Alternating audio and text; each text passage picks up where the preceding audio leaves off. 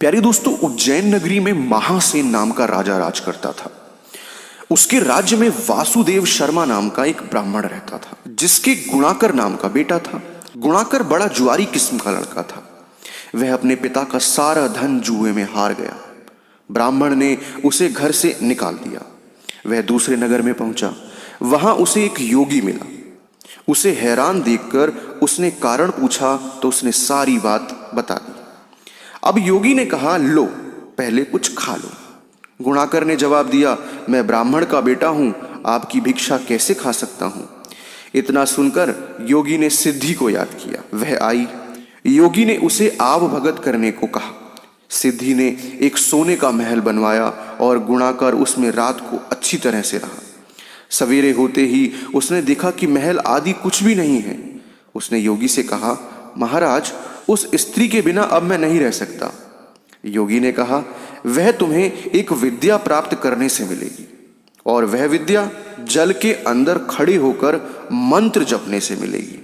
लेकिन जब वह लड़की तुम्हें मेरी सिद्धि से मिल सकती है तो तुम विद्या प्राप्त करके क्या करोगे।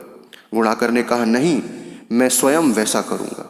योगी बोला, कहीं ऐसा ना हो कि तुम विद्या प्राप्त कर ना पाओ और मेरी सिद्धि भी नष्ट हो जाए।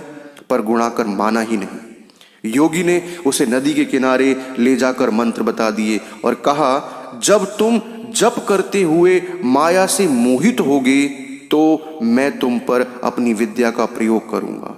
उस समय तुम अग्नि में प्रवेश कर जाना। अब गुणाकर जाप करने लगा। वह माया से एकदम मोहित हो गया तो क्या देखता है कि वह किसी ब्राह्मण के बेटे के रूप में पैदा हुआ है। उसका ब्याह हो गया, उसके बाल बच्चे भी हो गए। वह अपने जन्म की बात भूल गया। तभी योगी ने अपनी विद्या का प्रयोग किया। गुणाकर माया रहित होकर अग्नि में प्रवेश करने को तैयार हुआ। उसी समय उसने देखा कि उसे मरता देख उसके माँ बाप और दूसरे लोग रो रहे हैं और उसे आग में जाने से रोक रहे हैं। गुणाकर ने सोचा कि मेरे मरने पर भी ये सब मर जाएंगे, पता नहीं कि योगी की बात सच हो या ना हो। इस तरह सोचता हुआ वह आग में घुसा तो आग ठंडी हो गई और माया भी शांत हो गई। गुणाकर चकित होकर योगी के पास आया और उसे सारा हाल बता दिया। योगी ने कहा, मालूम होता है कि तुम्हारे करने में कोई कसर रह गई। योगी ने स्वयं सिद्धि की याद की, पर वह नहीं आई। इस तरह योगी और गुणाकर दोनों की विद्या नष्ट हो गई। इतनी कथनी कहकर बेताल ने पूछा, राजन, यह बताओ कि दोनों की विद्या क्यों नष्ट हो गई। राजा बोला, इसका जवाब साफ है। निर्मल और शुद्ध संकल्प करने से ही सिद्धि प्राप्त होती है। गुणाकर के दिल में शंका हुई कि पता नहीं योगी की बात सच होगी या नहीं। अब योगी की विद्या इसलिए नष्ट हो गई कि उसने अपात्र को विद्या दी। अब राजा का उत्तर सुनकर बेताल फिर से जाकर पेड़ पर लटक गया।